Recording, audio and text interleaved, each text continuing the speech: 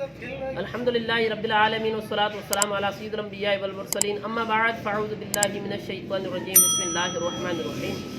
جی ناظرین، آج کا جو میرا موضوع ہے وہ بڑا امپورٹنٹ موضوع ہے، بڑا قابل توجہ موضوع ہے۔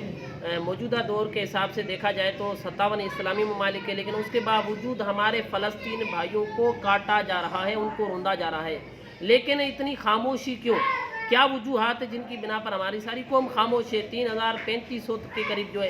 جو فلسطین اور رفقا شہید ہو گئے، بھائی جو ہے فلسطین کے وہ شہید ہو گئے، لیکن ہماری خاموشی کس وجہ سے ہے؟ یہ خاموشی سارے اداروں کو اور بڑے بڑے علماء سب سے یہ میرا سوال ہے کہ یہ کیوں خاموشی ہے؟ جب کہ نبی مکرم صلی اللہ علیہ وسلم نے ارشاد فرمایا کہ مسلمان ایک جسم کی مانند ہوتے ہیں، لیکن بات یہ ہے کہ اس کے باوجود حضور نے فرمایا یہ مثال اس لیے دی کہ اگر ہاتھ کے اندر زخم ہو جائے تو بندہ بڑا تڑپنے لگتا ہے، بے چین ہو جاتا ہے، لیکن آج میرے فلسطین بھائی تڑپ رہے ہیں، کٹ رہے، ننھے بچوں کی لاشیں ان کے ہاتھوں کے اندر ہے، کسی کا کان کٹا ہوا ہے، کسی کا ہاتھ کٹا ہوا ہے، کسی کا جسم کا کوئی ٹکڑا کٹا ہوا ہے، کوئی بے دردی سے قتل کیے جا رہے ہیں، شہید کیے جا رہے ہیں، لیکن مسلمان بھائی ہم کہلانے والے نام کے مسلمان ہیں، لیکن ہمارا کام کوئی نہیں ہے۔ وہ تو بڑے مرتبے والے لوگ ہیں، ان کے بارے میں آقا دو جہاں صلی اللہ علیہ وسلم نے 1400 سال پہلے ارشاد فرمایا تھا، جس کو حضرت سیدنا ابو صالح خولانی رضی اللہ تعالیٰ عنہ نے حضرت ابو ہریرہ سے روایت کیا، فرماتے ہیں کہ آقا صلی اللہ تعالیٰ علیہ وآلہ وسلم کا رحمت یا دریائے رحمت جوش پر تھا،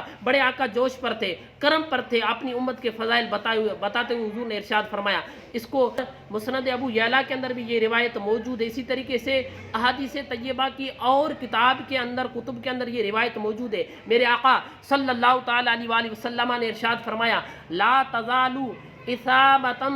امتی یقاتلون علی باب بیت المقدس، اور فرمایا وما حولہ،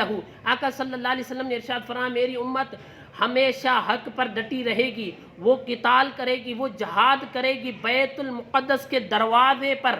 اور فرمایا وما حولہ،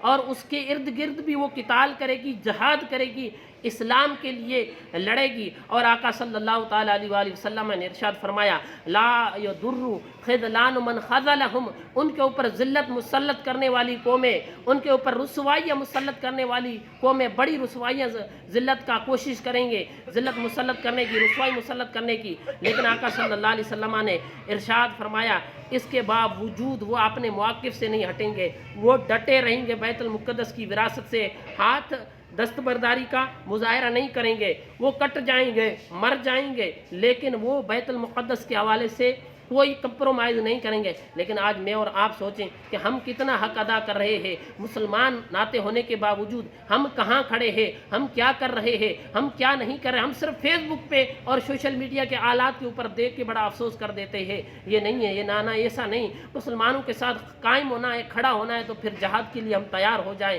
ہم سارے مسلمان جوان سارے نکل جائیں۔ یہ آپ کو پتہ ہے کہ جنگ خندق کے اندر نبی پاک صلی اللہ علیہ وسلم خود لڑے، اور اسی طریقے سے اور ایک جنگ ہے جس کے اندر نبی پاک صلی اللہ علیہ وسلم کے ساتھ رفقا جو 70 تھے، اور لیکن سامنے جو قوم تھی اس کے ساتھ بہت زیادہ لوگ تھے، لیکن نبی پاک صلی اللہ علیہ وسلم کی فتح یابی نصیب ہوئی۔ یہ سورہ نساء کے اندر موجود ہے، اسی طریقے کی اور چیزیں بھی موجود ہے، کتب احادیث کے اندر، قرآن کے اندر ہمارے علماء اس کے حوالے سے کیا حکم دے رہے ہیں، ہم آپ کے جوابوں کے منتظر ہیں۔ حضرات گرامی کوشش فرما کر اس کے حوالے سے ہم قلم اٹھائیں، کاغذ اٹھائیں، کوئی حکم نافذ کریں کہ ہم نے کیا کرنا ہے۔ کیا ہمارا مسلمان فلسطین جب لٹ جائے گا، کٹ جائے گا، ختم ہو جائے گا پھر ہم کریں گے؟ اور اسی طریقے سے اسلامی ممالک کے اوپر آہستہ آہستہ حملے ہوتے جا رہیں گے، آخر کار اسلامی ممالکوں کو کاٹ کر رکھ دیا جائے گا، پھر ہم اٹھیں گے؟ آج نہیں اٹھیں گے تو پھر کب اٹھیں گے؟ آج نہیں کچھ کریں گے تو کب کریں گے؟ آج یہ پیغام پلے باندھ لیں، ہم نے کچھ کرنا ہے تو آج کرنا ہے، کہ اب کیا پچھتاوا کہ جب چڑیا چگ گئی کھیت، پھر جاری قوم کٹ جائے،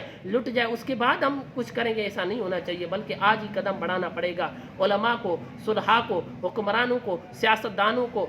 فقہاء کو، مورخین کو، سب کو اس حوالے سے قلم اٹھانا چاہیے، اپنا موقف ظاہر کرنا چاہیے۔ خالی تحریکیں جو اقصی مارچ کے حوالے سے جو تحریکیں چلائی جاتی ہیں، یہ چلانے سے کام نہیں چلے گا، اس کے لیے عملی جامہ پہننا پڑے گا، اس کے لیے کچھ کام کرنا پڑے گا، اس کے لیے کام کے بغیر کام نہیں چلے گا۔ اللہ تعالیٰ ہم سب کو عمل کی توفیق عطا فرمائے۔ لیکن آقا نے بیت المقدس کے حوالے سے جو فضیلت بیان کی ہے وہ صادق آ رہی ہے فلسطین والوں پر۔ فلسطین زندہ باد۔